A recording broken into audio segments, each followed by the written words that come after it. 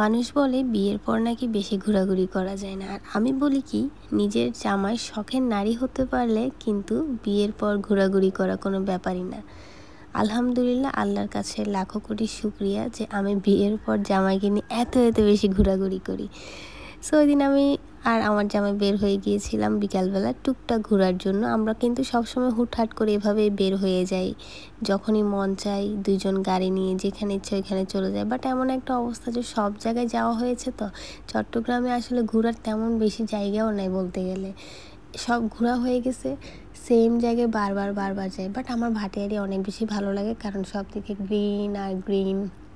So ওই দিনও চিন্তা করলাম কই যাব ভাটিয়ারি চলে গেলাম। কিন্তু যাওয়ার আগে অফিসে কিছু প্রোডাক্ট আসছিলো যেগুলো রিসিভ করেছিলাম। ওগুলো রিসিভ করার পর আমি একটা শর্ট একটা ভিডিও বানিয়ে নিচ্ছিলাম যে কী কী প্রোডাক্ট আসছিলো, কারণ এখানে আমাদের কিছু প্রোডাক্ট রিস্টক হয়েছিল।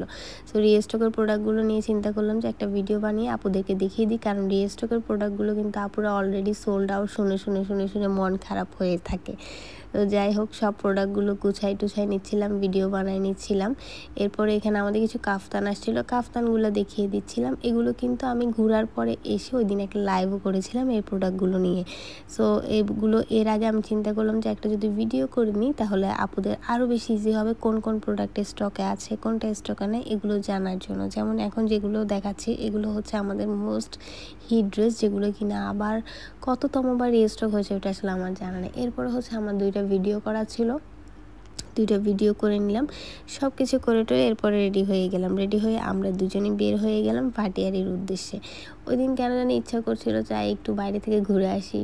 আসলে কেন ওই দিন না, আসলে ম্যাক্সিমাম টাইমই আমার বিকালের দিকে ইচ্ছা করে আমি একটু যাই ঘুরে আসি। আর আলহামদুলিল্লাহ, আমার জামাইকে আমি যখনই বলি যে আমার এটা যে এখানে যেতে ইচ্ছা করছে, ওইটা খাইতে ইচ্ছা করছে, এটা পড়তে ইচ্ছা করছে, এটা কিনতে ইচ্ছা করছে, ও কিন্তু কখনোই আমাকে আলহামদুলিল্লাহ কখনোই না করে না।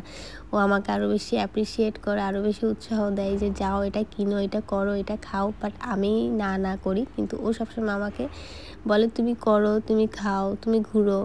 সবসময় ওর কিন্তু এটাই ট্রাই করে আমাকে সবসময় হাসি খুশি রাখার জন্য, আলহামদুলিল্লাহ। সো যাই হোক, ওই দিন ভাটিয়ারি চলে গিয়েছিলাম। ভাটিয়ারিতে একটা গাছের একটা নার্সারি আছে, আমরা কিন্তু সবসময় ওইখান থেকে গাছ কিনি। আমার বারান্দায় মোটামুটি ছোটো একটা বাগান আছে আমার। তো ওই দিন ক্যাকটাস দেখছিলাম। অলরেডি আমার বাগানে 3-4 প্রজাতির ক্যাকটাস কিন্তু আছে। এখানে একদম কিউট কিউট পিচ্ছি পিচ্ছি কিছু টব দেখা যাচ্ছিলো, যেগুলো দেখে একদম আমার খুবই খুশি লাগছিল। দেখেন কত কিউট, মানে এগুলো এত ছোট ছিল, দেখেই মানে সুন্দর লাগছিল। এই জন্য আমি তুলে তুলে সবগুলো একটা ভিডিও ক্লিপস নিয়েছিলাম।